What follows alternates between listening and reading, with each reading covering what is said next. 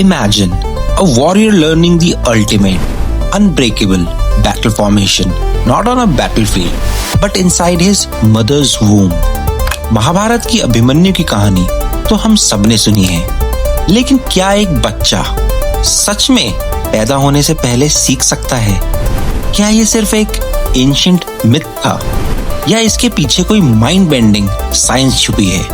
आज हम एक ऐसी रियलिटी अनकवर करेंगे जहां एंशिएंट इंडियन विजडम और मॉडर्न मॉलिक्यूलर बायोलॉजी बिल्कुल आमने सामने आकर खड़े हो जाते हैं। Welcome to the fascinating world of garbh sanskar and epigenetics. पूरा वीडियो ध्यान से देखना, क्योंकि the way you think about your DNA is about to change forever.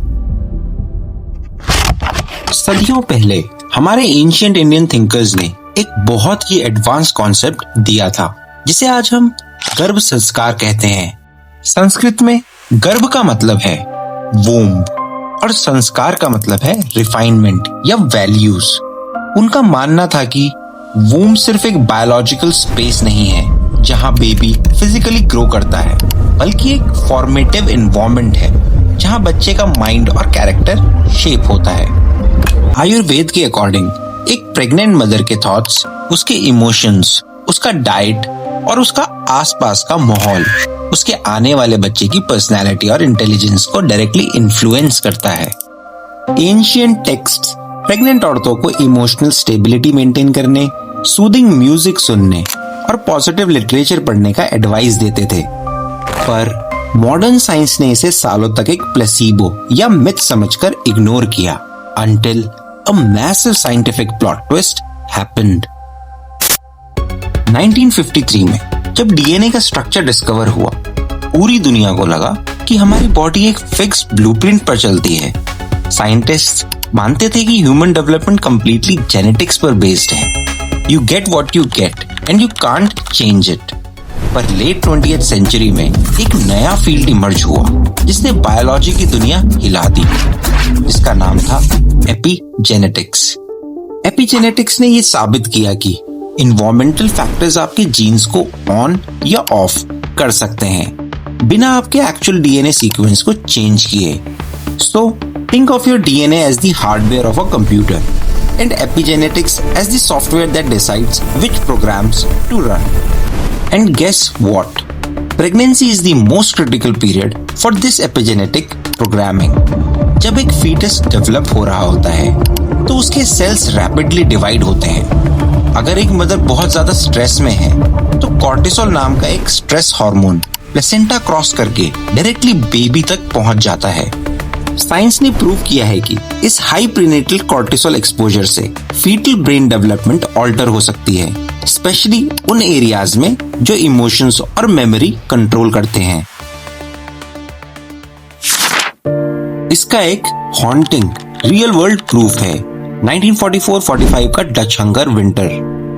World war 2 के टाइम जब प्रेग्नेंट औरतों ने एक्सट्रीम स्टार्वेशन फेस की, तो रिसर्चर्स ने बाद में डिस्कवर किया कि उनके बच्चों के डीएनए मिथाइलेशन पैटर्न्स हमेशा के लिए चेंज हो गए हैं। उन बच्चों में आगे चलकर ओबेसिटी और डायबिटीज जैसी बीमारियों का रिस्क बहुत ज्यादा था।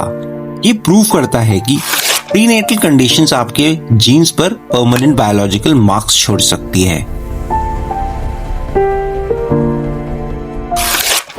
तो क्या अभिमन्यु वाकई अपनी माँ के गर्भ में से सब कुछ सुन रहा था?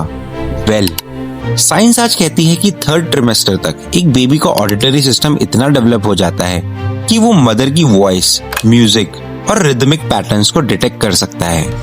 एक्सपेरिमेंट्स शो करते हैं कि न्यूबॉर्न्स उन मेलोडीज या स्टोरीज को रिकॉग्नाइज कर लेते हैं जो उन्होंने वूम में बार बार सुनी होती हैं। यहाँ आकर गर्भ संस्कार और एपिजेनेटिक्स का अल्टीमेट कन्वर्जेंस होता है। दोनों फ्रेमवर्क्स एक ही बात चीख चीख कर कह रहे हैं, the prenatal environment matters.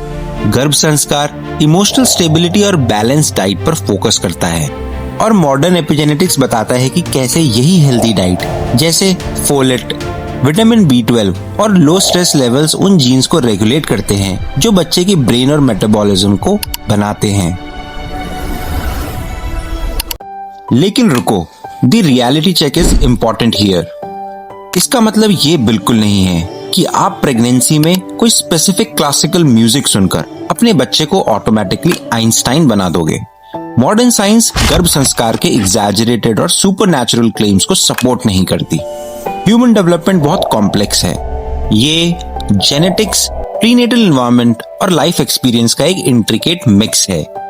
Epigenetics deterministic नहीं है और बहुत से चेंजेस लाइफ में आगे चलकर रिवर्स भी हो सकते हैं।